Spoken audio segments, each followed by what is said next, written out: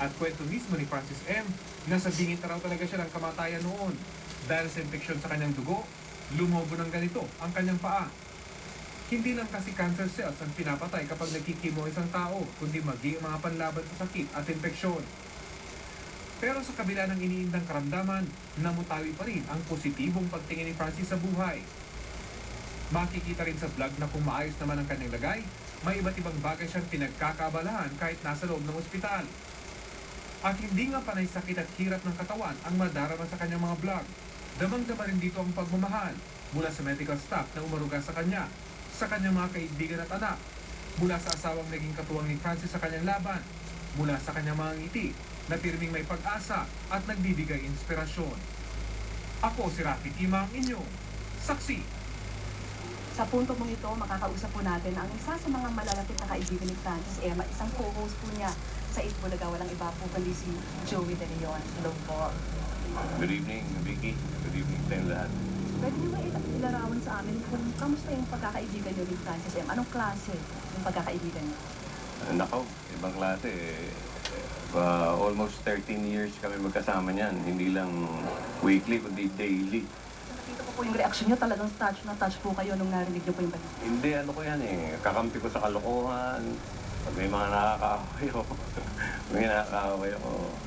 Ano yan, body-body ko yan dahil nagpe-painting siya, nagpe-painting ako.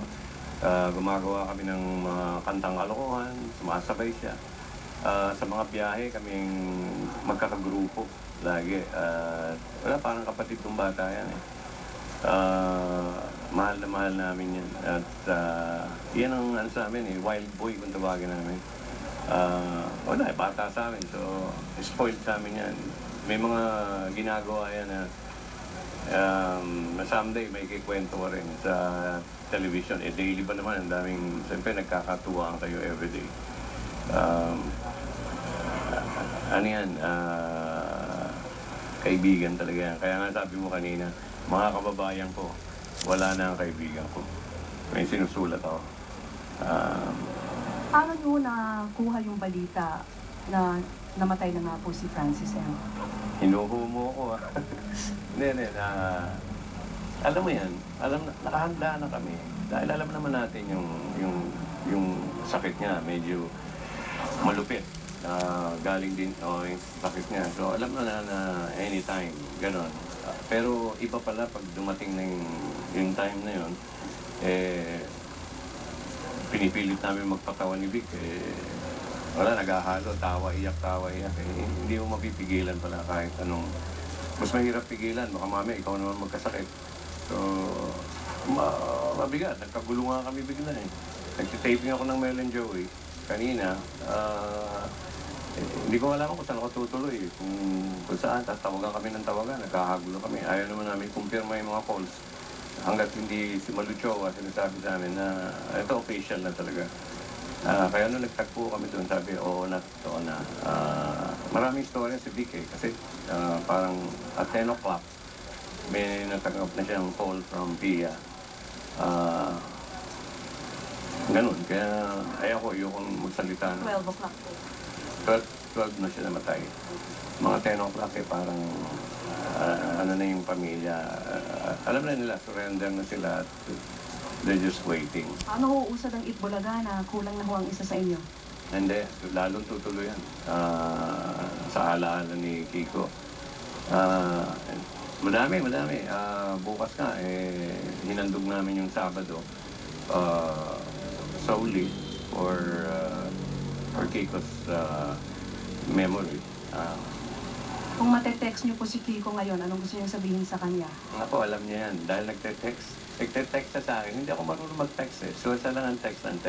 Kahit po may sakit siya, nagte-text pa rin. Oo, updated yan. Pati sa...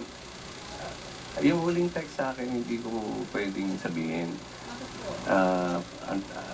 Yung mga taga-ibang Bulaga, alam, hindi pwede. Kasi sabi ko nga sa mga ibang networks, sabi ko, in time, baka kwento ko. Medyo may kapilyuhan. Pero, I consider it a dying wish din. Someday, baka ibulong ko sa'yo. Pero nakakatuwa. Yun yung huling-huli niya. Hindi naman ako makareturn dahil hindi nga ako nagte-text. Pero updated yan kahit sa chismis. Kung gusto niyong sagutin po siya, ano gusto niyong sabihin? Oo, susundin ko. Kung ano man po yun. Susundin ko. Para palang araw malaman po. Ngayon, mas very thoughtful yan si Kiko eh. Kahit may sakit ka, nagugulat kami.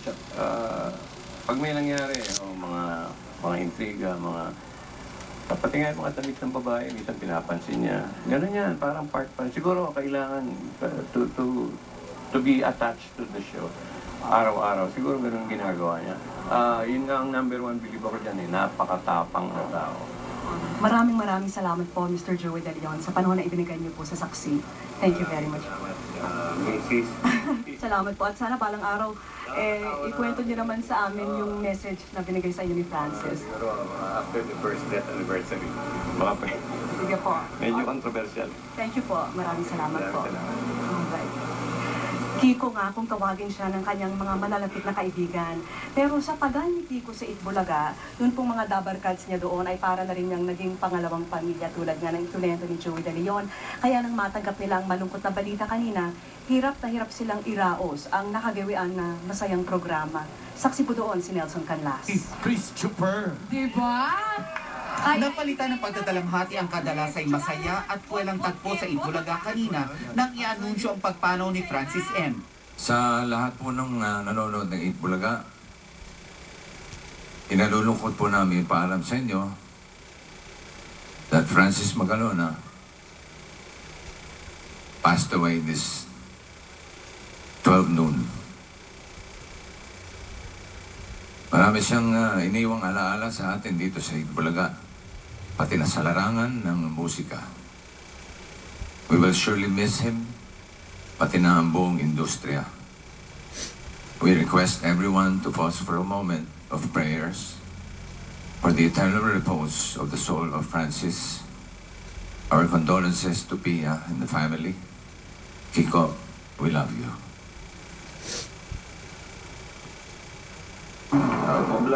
Kwento ni Vic Soto, hirap na hirap siya nang gawin ang pahayag. Took me some time dahil walang boses na lumalabas sa akin. Ang Dabarkads ng Itbulaga ang itinuturing na ikalawang pamilya ng master rapper. Mahigit isang dekada niyang nakasama ang ilan sa mga host ng noontime variety show. Kaya naman lahat sila, labis na naapektuhan sa maagang pamamaalam ni Francis M. Actually, sa kotse, umiyak na ako kanina. Narinig ko. Sige yung pinipigil ko. Mahirap eh. Papal ka, plastic ang lalo pag pinigil. Iyak din ang iyak ang itinuturing na ina ng show na si Malucho Wapagar. When I heard that I was just pacing my room, still praying, Lord. But if it is thy will, what can we do? Diba? Wanted an extension. It's an extension. Maloko, malambing at maalalahanin. Yan daw ang mga katangian ng kaibigang lumisan. Through all his hardships, nakakapagpatawa pa siya, concerned pa siya sa buhay mo. Nagte-text pa siya kung na maganda yung shot mo. Or something really trivial like that. Kahit nagdadalamhati ang puso ng mga taga-Itbulaga, hindi raw ito dapat maramdaman ng mga manonood. Ika nga sa showbiz, the show must go on. Yung ang masakit dito sa hanap buhay nato eh.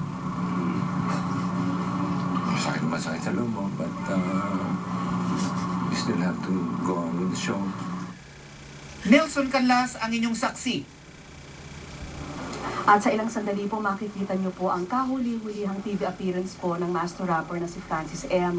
Nag-guest po siya sa programang Wish Ko Lang noong January 25, 2009. Ayan po ang video na nakikita po natin at sa kabila ng iniinda po niyang karamdaman, nakuha pa niyang magpaligaya ng iba. Ang nakikita niyo pong bata ay si Benson po na may karamdaman sa kanyang joint, no?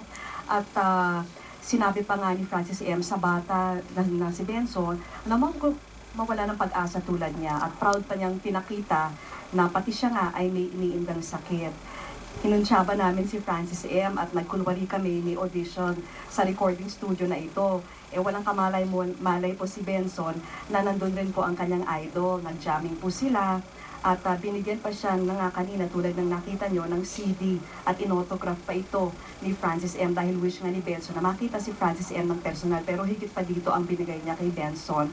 Binigyan niya ng souvenir, nag-jamming pa sila pareho. At bilang panghuli, binili niya kay Benson na kung ano man ang bigay ng Diyos, dapat gamitin ito sa mahusay at mabuting paraan. Ipapakita po natin ito mamaya sa Wish Ko Lang mamayang hapon po. At dito pa rin po tayo sa Christ the King Parish Chapel sa Green Meadows kung saan unti-unti pa rin pong dumaragsa ang kanyang mga malalapit na kaibigan. Magbabalik pa rin po ang sama-sama nating pagiging saksi.